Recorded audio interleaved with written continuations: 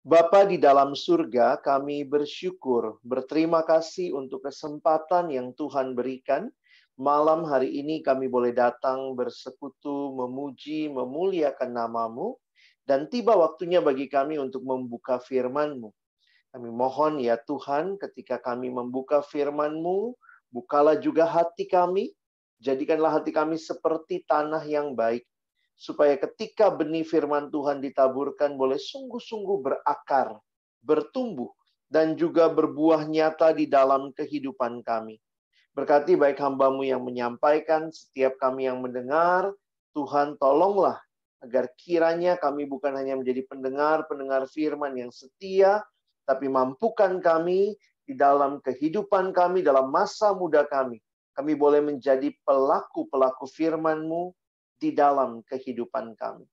Bersabdalah ya Tuhan, kami anak-anak-Mu sedia mendengarnya di dalam satu nama yang kudus, nama yang berkuasa, nama Tuhan kami Yesus Kristus. Kami menyerahkan pemberitaan firman-Mu. Amin. Dan hari ini tema yang kita sama-sama akan pikirkan dan renungkan adalah percaya dulu atau berjuang dulu. Nah, ini satu hal yang menarik begitu ya, waktu kita bicara seperti orang bertanya mana duluan nih, telur dulu atau ayam dulu begitu ya. Dan ini jadi pertanyaan yang di dalam kehidupan beriman kita. Ini juga seringkali menjadi pergumulan. Nah, saya ingin mengajak kita untuk melihat satu bagian firman. Ada banyak hal sebenarnya kalau kita mau melihat di sepanjang Alkitab kita yang mencoba menggali atau memberikan pemahaman tentang topik ini. Tapi saya ingin mengajak malam hari ini kita melihat di dalam bagian berikut ini, gitu ya. Oh, sorry.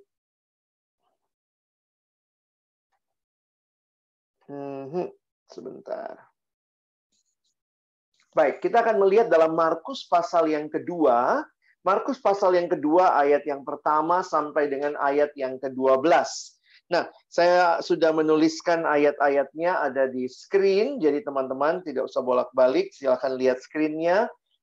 Dan malam ini kita akan lihat Markus pasal 2 ayat 1 sampai ayat yang ke-12. Baik, Kak Alex akan baca terlebih dahulu. Dan saya berharap teman-teman bisa mengikuti. Dan kita akan baca sampai ayat 12. Kemudian sesudah lewat beberapa hari, waktu Yesus datang lagi ke Kapernaum, tersiarlah kabar bahwa ia ada di rumah. Maka datanglah orang-orang berkerumun, sehingga tidak ada lagi tempat. Bahkan di muka pintu pun tidak. Sementara ia memberitakan firman kepada mereka, ada orang-orang datang membawa kepadanya seorang lumpuh digotong oleh 4 orang. Tetapi mereka tidak dapat membawanya kepadanya karena orang banyak itu. Lalu mereka membuka atap yang di atasnya. Sesudah terbuka, mereka menurunkan tilam tempat orang lumpuh itu terbaring. Kata Yesus, ketika Yesus melihat iman mereka, berkatalah ia kepada orang lumpuh itu, "Hai anakku, dosamu sudah diampuni." Tetapi di situ ada juga duduk beberapa ahli Taurat. Mereka berpikir dalam hatinya, "Mengapa orang ini berkata begitu? Ia menghujat Allah. Siapa yang dapat mengampuni dosa selain daripada Allah sendiri?" Tetapi Yesus segera mengetahui dalam hatinya bahwa mereka berpikir demikian. Lalu ia berkata kepada mereka, "Mengapa kamu berpikir begitu dalam hatimu? Manakah lebih mudah mengatakan kepada orang lumpuh ini, dosamu sudah diampuni, atau mengatakan, bangunlah, angkatlah tilammu dan berjalan? Tetapi supaya kamu tahu bahwa di dunia ini Anak Manusia berkuasa mengampuni dosa, berkatalah ia kepada orang lumpuh itu, kepadamu kukatakan, bangunlah, angkatlah tempat tidurmu, dan pulanglah ke rumahmu. Dan orang itu pun bangun, segera mengangkat tempat tidurnya, dan pergi keluar di hadapan orang-orang itu, sehingga mereka semua takjub, lalu memuliakan Allah, katanya, yang begini belum pernah kami lihat. Ya, teman-teman yang dikasihi Tuhan, waktu kita mempelajari bagian ini, secara khusus ini adalah bagian awal dari pelayanan Yesus yang ditulis di dalam Injil Markus. Kalau teman-teman mempelajari sesudah Yesus dicobai di padang gurun, Injil Markus mulai mencatat bagaimana Yesus mulai melayani. Dari mana? Dari daerah Galilea, tempat di mana Tuhan Yesus sendiri, kampungnya dari Nazaret. Nah, karena itu kalau teman-teman memperhatikan, nah ini sedikit ya, kalau kita mau pelajari, bisa lihat petanya. Bisa kalian zoom in atau zoom out begitu ya. Kemudian sesudah lewat beberapa hari, tadi kita udah baca, waktu Yesus datang lagi ke Kapernaum, ya, Yesus dari Nazaret, dia ke Kapernaum. Kapernaum itu sebelah utaranya Danau Galilea, ya. Jadi tersiarlah kabar bahwa ia ada di rumah. Nah, teman-teman bisa mempelajari bagian sebelumnya bahwa Yesus ternyata telah dikenal oleh banyak orang karena dia hadir, dia menyembuhkan, dia melakukan mujizat, dan makin banyak orang yang mulai datang dan ingin minta disembuhkan oleh Tuhan Yesus. Nah, ini masih Markus pasal yang kedua. Nah, mari kita perhatikan apa yang terjadi. Kalau teman-teman perhatikan di dalam ayat yang tadi kita baca, di dalam ayat yang kedua, mungkin kita balik sebentar ya, lihat ayat yang kedua ini. Maka datanglah orang-orang berkerumun sehingga tidak ada lagi tempat. Bahkan di muka pintu pun tidak. Jadi ini gambaran yang diberikan. Coba bayangkan scene ini waktu kamu misalnya ada di sana ikut duduk di situ atau ada berkerumun di sekitar tempat di mana Yesus tinggal. Tentu ini bukan rumahnya Yesus begitu ya. Karena Yesus rumahnya ada di Nazaret. Ini rumah yang mungkin adalah rumah orang-orang atau murid Yesus. Mungkin Petrus atau mertuanya atau seperti itu. Tapi poinnya adalah ini bukan rumahnya Yesus secara khusus. Nah, sehingga kalau teman-teman perhatikan bahwa orang mulai sementara memberitakan firman kepada mereka, orang-orang datang membawa kepadanya seorang lumpuh digotong oleh 4 orang. Nah, teman-teman perhatikan apa yang terjadi tadi dalam ayat yang keempat, tetapi mereka tidak dapat membawanya kepadanya karena orang banyak itu. Lalu mereka membuka atap yang di atasnya. Nah, mungkin kalau kita bayangkan, wow, ini gimana ini? Mereka melakukan apa ya? Kalau mungkin jadi Yesus kali kita membayangkan gimana waktu Yesus lagi ngajar lalu kemudian mungkin ada serpihan jatuh di atas kepalanya dan seterusnya. Nah, mungkin ini gambaran yang kalau kita lihat di gambar-gambar dia ditilam, maksudnya di tempat tidur, lalu kemudian orang lumpuh itu diturunkan lewat atap. Nah, ini kira-kira ada yang mencoba melukiskannya seperti itu. Tapi mungkin juga kita jadi berpikir, karena konsep kita tentang rumah itu yang berbeda dengan rumah yang ada di Palestina pada masa itu.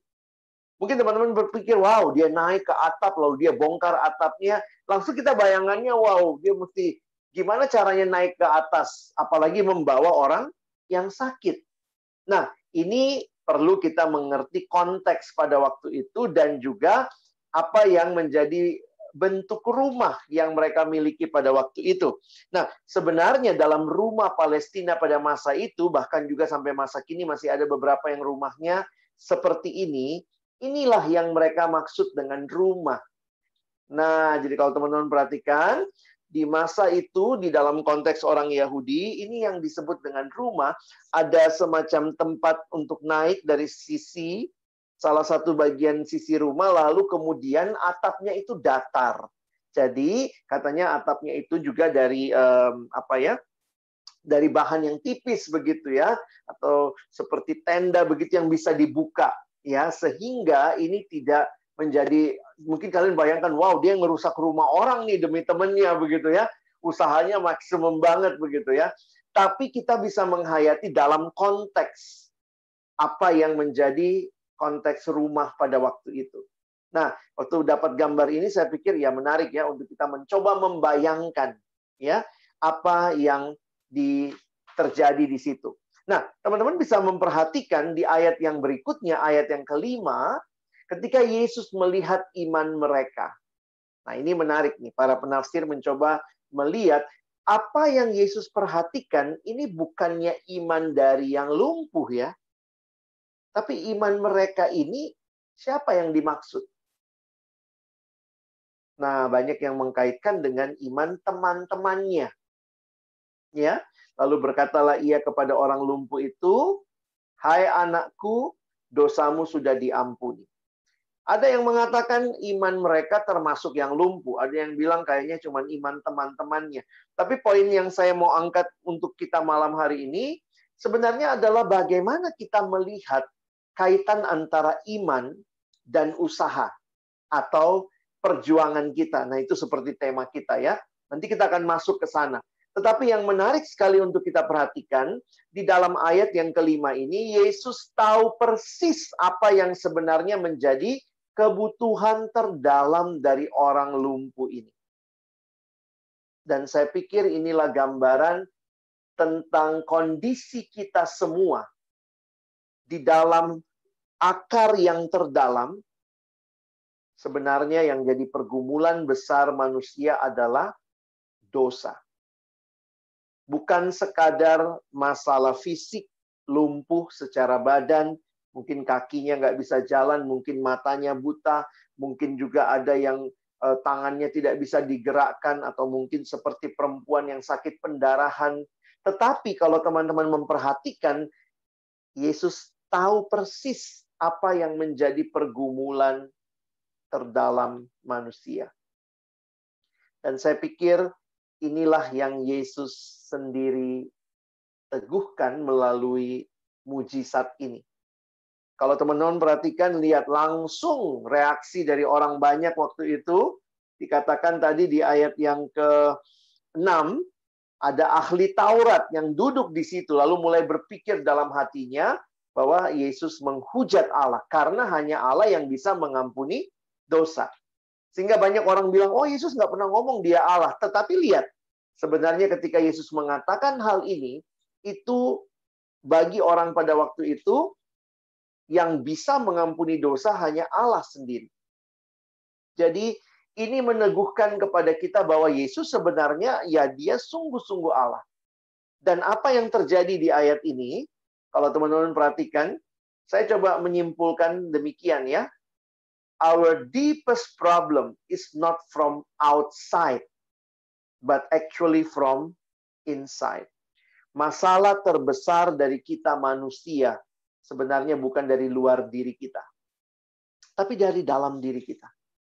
Hati yang dipenuhi dengan dosa, hati yang jauh dari Allah, dan ketika Yesus datang ke dalam hidup kita, biarlah kita juga mengalami seperti orang yang lumpuh ini. Hai anakku, dosamu sudah diampuni. Teman-teman yang dikasihi Tuhan, saya pikir yang paling menarik dalam bagian ini adalah Tuhan tahu apa pergumulan kita. Tadi di pembukaan liturgis mengatakan bahwa kita mungkin punya masalah masing-masing, punya pergumulan masing-masing. Tapi yang menarik yang saya ingin ingatkan bagi kita adalah Tuhan tahu apa yang jadi pergumulan terdalammu, dan Tuhan juga sudah memberikan anaknya, Yesus Kristus, mati di kayu salib untuk pengampunan dosa kita. Jadi apa yang sebenarnya dinyatakan Yesus dalam bagian ini menunjukkan sebenarnya Tuhan yang paling paham apa yang jadi our deepest problem. Nah, teman-teman, ketika kita melihat hal ini, Tuhan tahu apa yang jadi masalah utama kita, maka kita mungkin mulai dengan pertanyaan yang menjadi tema kita malam ini. Bagaimana menyelaraskan iman percaya kita, saya percaya, saya yakin, saya beriman, itu istilah yang biasa kita pakai, dengan usaha. Karena seringkali orang berpikir, ya kalau saya beriman, sungguh-sungguh ya saya nggak usah usaha. Atau kemudian kalau dia bilang kalau saya usaha, berarti saya kurang beriman. Nah, tentu iman di sini yang kita bahas bukan kaitan dengan keselamatan. Karena kalau iman dalam kaitan keselamatan, atau yang biasa disebut sebagai saving faith, itu bukanlah usaha kita. Itu jelas, Alkitab menyatakan demikian.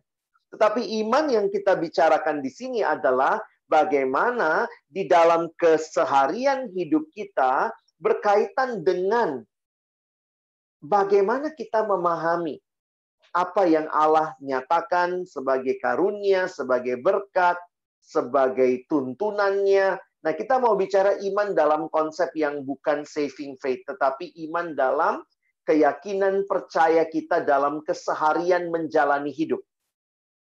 Kenapa ini seringkali jadi diskusi? Karena ya, namanya manusia, kadang-kadang ada yang begini nih, ada anak siswa pernah datang sama saya lalu bilang gini, anak remaja ya, Kak Alex, pokoknya saya kalau ujian berserah sama Tuhan. Oh, maksudnya berserahnya apa nih? Ya udah, saya cuma doa. Wah, doa gitu ya. Dalam pengertian saya, bukannya saya meremehkan doa, tapi dari cara dia ngomong, kayaknya dia pasrah banget sama doanya. Dan kemudian dia mengatakan, nah, anak ini dari gereja yang bisa berbahasa roh, begitu ya. Dia bilang kadang-kadang kalau saya nggak bisa ngisi, Kak, oh saya doa aja pakai bahasa roh. Lalu nanti kemudian Tuhan kasih jawabannya apa. Terus kemudian saya tanya sama pembimbingnya waktu itu ya, ini anak kayak apa nih di sekolah? Terus pembimbingnya bilang, waduh prestasinya juga so-so lah ya, biasa-biasa aja. Lalu saya jadi mikir gitu, iyalah abis dia over spiritualize. Terlalu berlebihan rohaninya, seolah-olah ya sudahlah, saya serahkan kepada Tuhan lalu saya diam. Saya nggak belajar. Nah, ini bukan demikian. Banyak kali ketika kita bicara menjalani pergumulan hidup, orang suka nanya gitu ya, apakah saya harus serahkan sama Tuhan atau saya harus tetap memperjuangkan? Nah, ini yang saya coba mengajak kita memikirkan bersama malam hari ini. Saya mau coba mungkin mendeskripsikannya sedikit seperti ini. Kita harus bisa membedakan antara apa yang namanya kontradiksi dengan apa yang namanya paradoks. Nah, ini gimana Kak maksudnya? Nah, kita coba dulu ya. Kontradiksi itu kan berlawanan. Paradoks juga kayaknya ada sifat berlawanan, tapi mari kita lihat bedanya ya. Nah, kontradiksi itu begini. Kalau ada dua fakta, ada fakta A, ada fakta B. Kalau fakta A kontradiksi sama fakta B, berarti kalau A benar, maka B pasti salah. Itu yang namanya kontradiksi. Demikian sebaliknya. Kalau B benar, maka A pasti salah. Itu yang namanya kontradiksi. Lalu bagaimana dengan paradoks? Nah, paradoks ini juga ada dua fakta, A dan B misalnya. Nah, yang menarik begini, kalau paradoks. Ketika bicara A, maka A itu, kalau A benar, lalu kemudian B benar juga. Tapi kelihatannya kontradiksi. Nah, ini gimana tuh? A benar, ya benar. B benar, benar juga. Walaupun kelihatannya kontradiksi. Nah, di dalam hidup beriman kita, saya harus ingatkan bahwa banyak sebenarnya yang adalah sifatnya paradoks. Mengapa? Ya karena Tuhan menyatakannya sebagai sebuah paradoks. Coba Kak Alex kasih contoh begini. Misalnya, pernyataan pertama, Allah Maha Tahu. Ya atau ya? Ya iya ya, benar ya. Allah Maha Tahu, itu pernyataan A. Pernyataan B, kita harus berdoa kepada Allah. Benar apa tidak? Benar. Kelihatannya kontradiksi. Kalau Allah sudah tahu, ngapain saya berdoa? Nah, ini jadi menarik nih. Kelihatannya kontradiksi. Nah, di dalam Alkitab itu ya kita disuruh cari, ketuk, minta dalam doa. Tapi juga di sisi lain, Tuhan sudah tahu. Tuhan sudah menyediakan. Jadi akhirnya kalau kita lihat dua paradoks seperti ini, nah ini triknya ya, atau kuncinya. Ketika kita berhadapan dengan paradoks, maka perlakukanlah sebagai paradoks. Jangan dikontradiksikan. Ada anak datang, Kak, saya udah malas berdoa. Kenapa? Kan Tuhan udah tahu. Atau sisi yang lain, Kak, saya berdoa. Kenapa? Karena kan Tuhan nggak tahu. Ya. Jadi misalnya saya berdoa, Tuhan, saya mau Zoom meeting nih. Tuhan nggak tahu kan, saya lapor nih, saya kasih tahu ya. Nah, situasi seperti ini yang seringkali dalam hidup beriman kita, nah bersyukur nih ya, kalian hari ini yang masih muda-muda ya, bahwa sejak masa muda, ketika engkau menemukan paradoks, maka dalam paradoks saya melihatnya kita nggak disuruh memilih. Beda sama kontradiksi. Kalau kontradiksi ya tentu pilih yang benar. Tetapi kalau paradoks karena dua-duanya benar, maka sebenarnya kita nggak diminta memilih. Jangan berarti gini, karena Allah Maha Tahu ya saya nggak usah berdoa. Jadi seolah-olah memilih. Kalau saya berdoa itu karena Allah nggak tahu. Tidak demikian. Hidup beriman kita tidak seperti itu. Karena itu saya seringkali membayangkan paradoks itu seperti, ya ini tentunya kereta api yang di rel 2 begini ya, jangan bicara monorail ya. Kalau monorail beda cerita, tapi kira-kira makanya ilustrasi yang saya kasih begini. Rel mana yang lebih penting? Rel kiri apa rel kanan? Ya dua-duanya penting.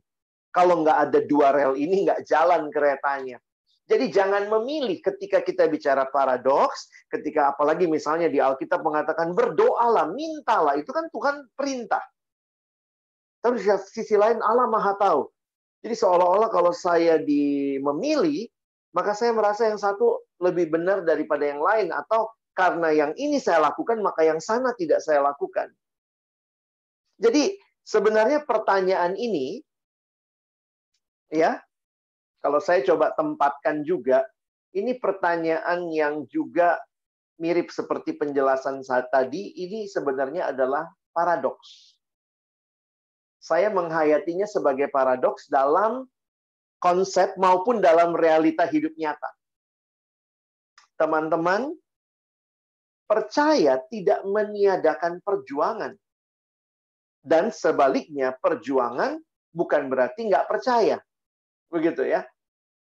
Nah, saya melihatnya sebenarnya posture atau sikap yang paling pas untuk mengkombinasikan percaya dan berjuang bagi kita, orang percaya, saya lihat ini sebenarnya.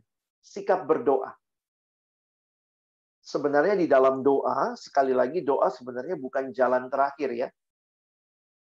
Jadikan doa sebagai jalan pertama dalam semua pergumulan, berjuang di dalam doa, itu pun menyatakan percaya kepada Allah. Jadi saya melihat kiranya kita belajar mengkombinasikan dua paradoks ini atau dua fakta paradoks ini di dalam doa. Doa itu sebenarnya satu sikap di mana kita tuh paling lemah. Ya nggak, ya kayak ya udahlah menyerahkan. Tetapi doa juga menyatakan perjuangan yang sesungguhnya. Makanya ada yang menafsirkan bahwa Yesus itu sebenarnya mendapatkan kekuatan utama waktu dia berdoa di Getsemani.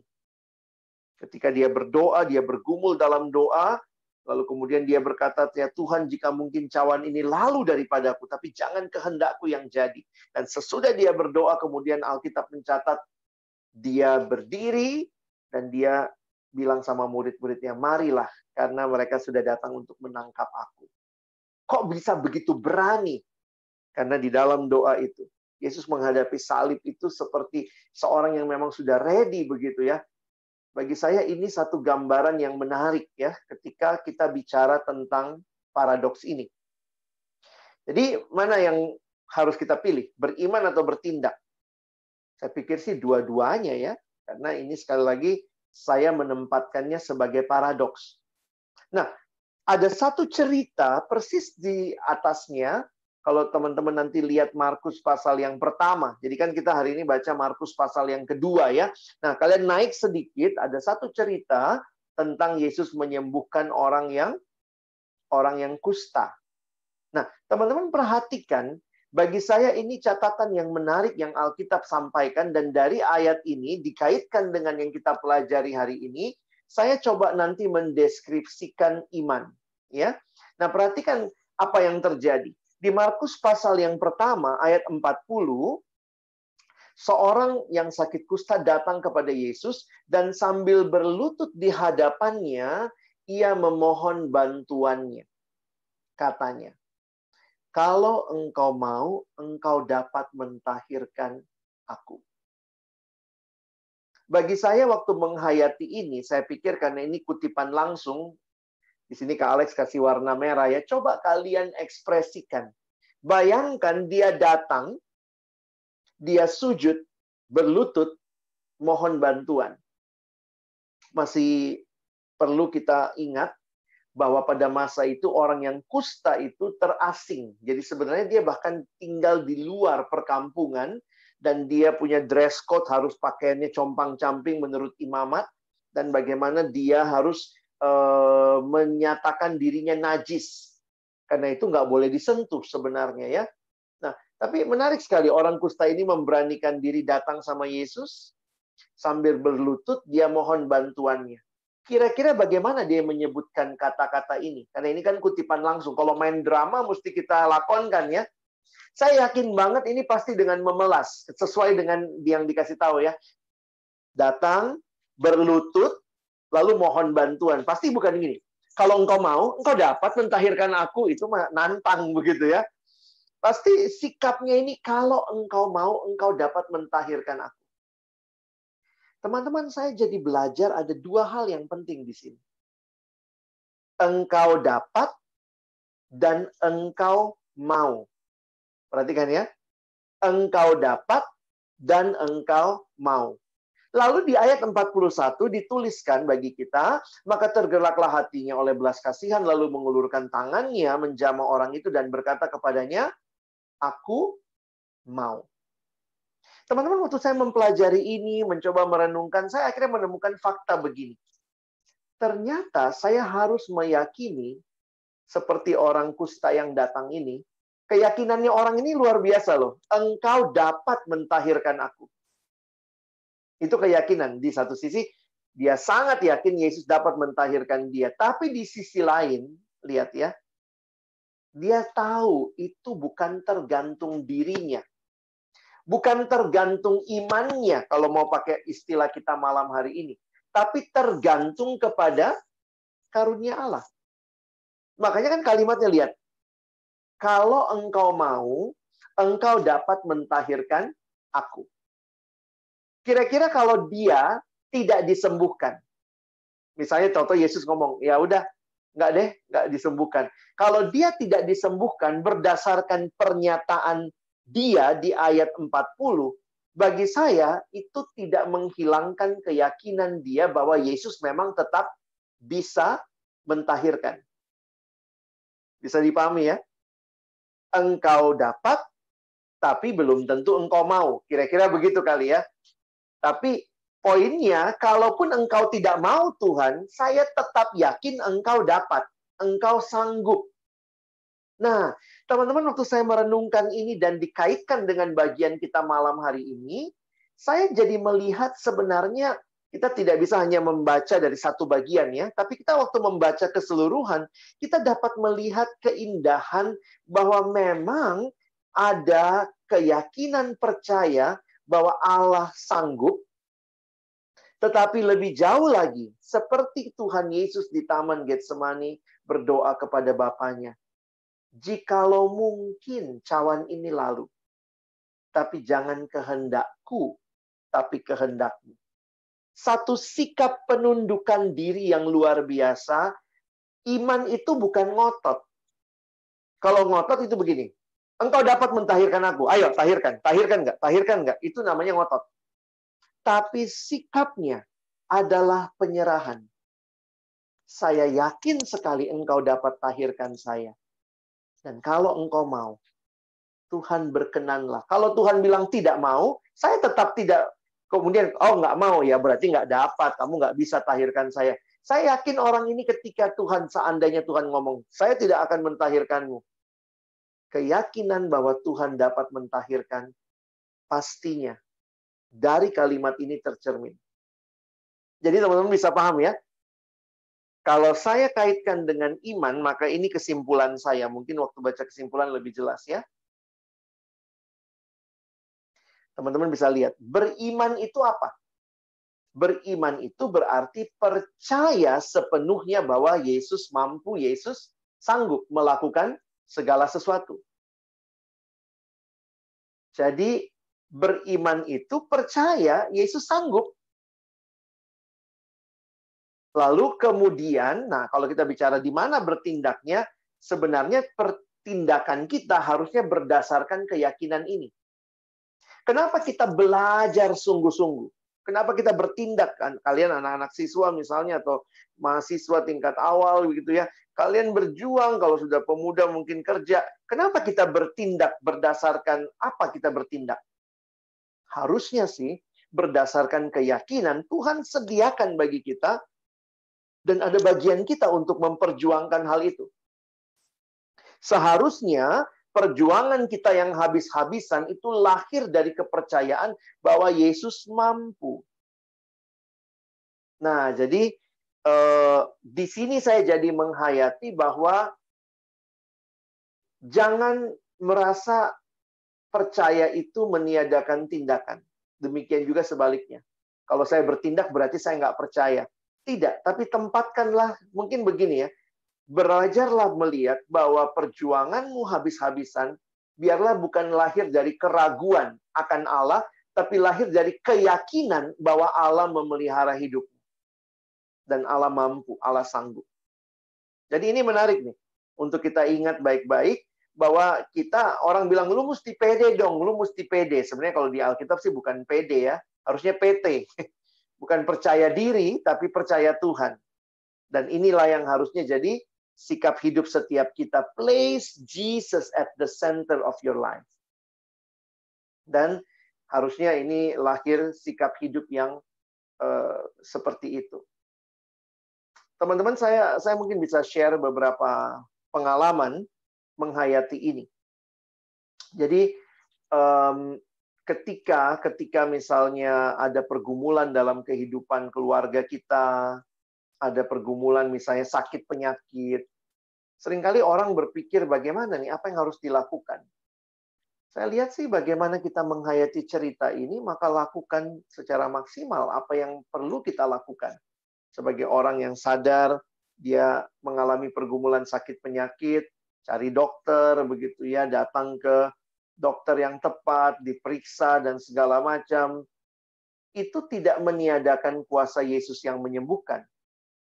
Jadi kalau orang bilang, ya udah nggak usah ke dokter, begitu ya, percaya Yesus saja. Saya pikir justru kamu tidak meyakini dia sanggup menyembuhkanmu. Dan bisa jadi Tuhan pakai dokter. Tapi saya kan nggak tahu pakai dokter apa tidak. Ya datang dulu ke dokter ya, baru lihat kan bagaimana Tuhan Yesus menyembuhkan melalui dokter pun Tuhan sanggup. Kalaupun tidak sembuh, banyak orang yang sakit kanker, hamba Tuhan bahkan sakit kanker loh, dia khotbahnya bagus banget, sangat percaya Tuhan Yesus, tapi dia kanker, mati juga, meninggal juga. Tapi poin saya adalah, emangnya kalau dia meninggal berarti Yesus nggak sanggup menyembuhkan? Yesus sanggup menyembuhkan. Tapi kalau Yesus belum menyembuhkan, itu menunjukkan bahwa kita harus bertanya pertanyaan yang lain. Tuhan mau saya belajar apa? Nah, ini jadi pengalaman yang saya pikir disitulah kita bertumbuh kenal Tuhan. Berarti pengalaman kita selama ini, jangan-jangan kita nggak kenal Tuhan. Kita terlalu pede, percaya diri. Konsep tentang Allah bisa jadi salah. Saya kasih contoh. Saya beberapa kali diundang kebaktian persiapan ujian nasional. Nah, itu waktu offline gitu ya. Kalau mau ujian nasional aja, kebaktian persiapan, apalagi sekolah-sekolah diundang. Saya beberapa kali mengisi. Lalu kemudian waktu itu ada pertanyaan begini. Saya tanya sama teman-temannya. Teman-teman, kalau kalian lulus ujian nasional, Tuhan baik? Itu semua jawab, baik. Gitu ya. Gampang sekali.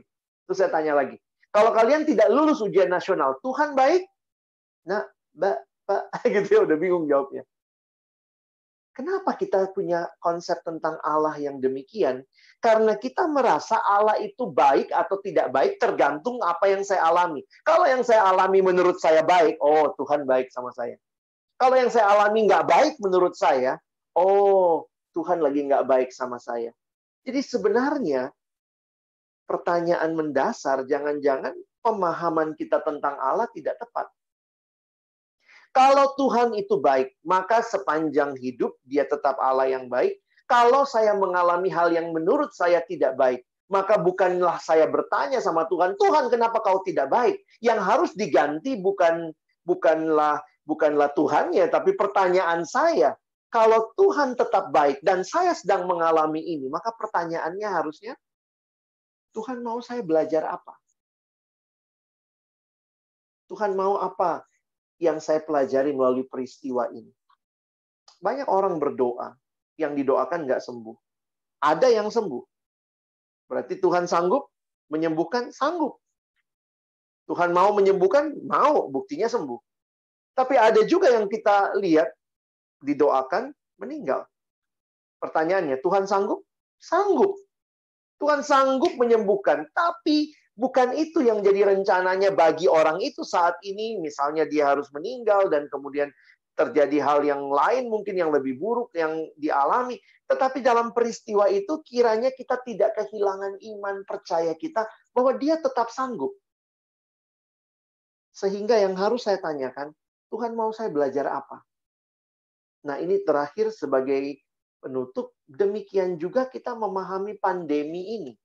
Saya jujur harus katakan, saya pun nggak tahu Tuhan kenapa demikian gitu ya. Tapi yang saya tahu, Engkau Allah yang baik. Engkau Allah yang berkuasa. Berarti kalau Tuhan mau hentikan corona malam ini, bisa nggak? Oh bisa. Gampang banget dia Allah Maha Kuasa. Tapi kalau corona ini tidak berhenti juga, besok pagi masih ada, apakah kita jadi nggak percaya? Oh, dia nggak Maha Kuasa nih, kayaknya Allahnya kayaknya kurang bagus nih Allah nih, ganti Allah lain deh. Poinnya adalah justru kita sebagai gereja Tuhan kemudian masuk dalam perenungan yang dalam. Tuhan, apa yang Engkau mau kami pelajari? Kadang-kadang Tuhan tidak langsung jawab. Tapi Tuhan bilang, mari, datang kepadaku. Belajar berserah kepadaku. Belajar meratap. Ketika Yesus melihat Yerusalem, dia meratap. Di perjanjian lama ada kitab ratapan. Menarik sekali kalau teman-teman baca kitab ratapan. Tidak ada kalimat Tuhan sama sekali. Dari awal sampai akhir itu cuma ratapan.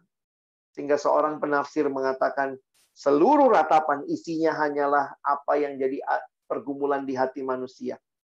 Tapi yang menarik, dia datang pada pribadi yang tepat. Dia meratap kepada Yesus. Jadi kiranya pergumulan-pergumulan hidup tidak membuat kita harus memilih nih, beriman atau bertindak. Tapi percaya dan berdasarkan apa yang kita percaya bahwa Yesus sanggup. Allah sanggup. Kita bertindak dari iman kita. Kalau kalian miliki ini sejak kalian masih muda, saya rindu kita pun akhirnya bisa terus belajar melihat pekerjaan Allah yang besar di dalam dan melalui hidup kita.